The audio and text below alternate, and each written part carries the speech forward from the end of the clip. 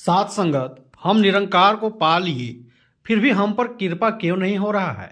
ऐसे विचार हमारे मन में चलते रहते हैं। अक्सर हम ये भी सोचते हैं कि सिमरन भी करते हैं, भजन भी करते हैं और सत्संग भी जाते हैं, लेकिन हम पर कृपा क्यों नहीं हो रहा।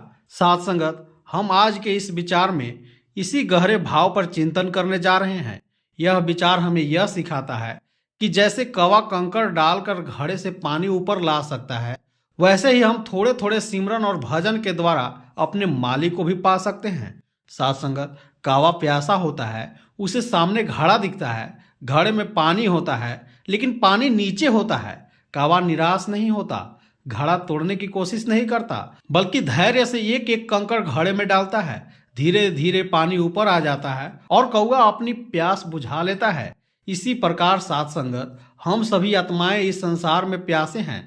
शांति की प्यास, सुख की प्यास, सच्चे आनंद की प्यास। मालिक हमारे बहुत पास है, हमारे भीतर ही विराजमान है, लेकिन हमारी चेतना नीचे अटकी हुई है, मोह, माया, अहंकार और इच्छाओं में। इसलिए हमें मालिक दिखाई नहीं देता। साथ संगत, सिमरन और भजन वही कंकड़ है जो हम अपने जीवन के घड़े में डालते हैं। जब हम रोज थोड़ा थोड़ा सिमरन करते हैं, थोड़ा थोड़ा भजन करते हैं, सेवा और सत्संग से जुड़े रहते हैं, तो हमारी चेतना धीरे धीरे ऊपर उठने लगती है।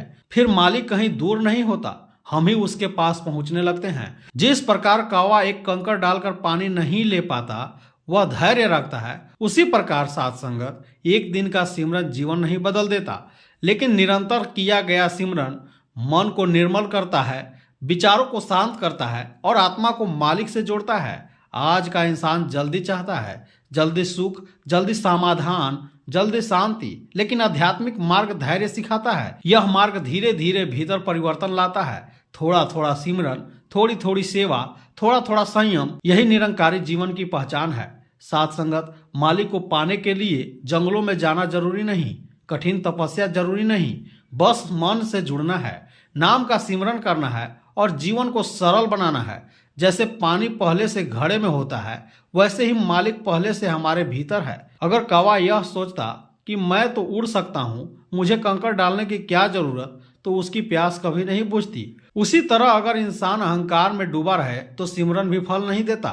निरंकार की भक्ति विनम्रता से होती है। जब जीवन में सिमरन बढ़ता है तो मन शांत होता है, क्रोध कम होता है और करुणा बढ़ती है।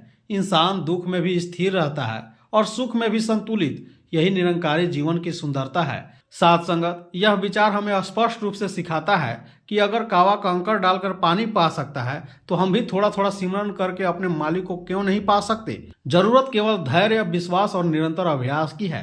तो आइए साथ संगत, हम सब मिलकर यह संकल्प लें कि रोज थोड़ा थोड़ा सिमरन करेंगे और अपने जीवन में निरंकार प्रभु को प्रकट होने देंगे। धन निरंकार जी।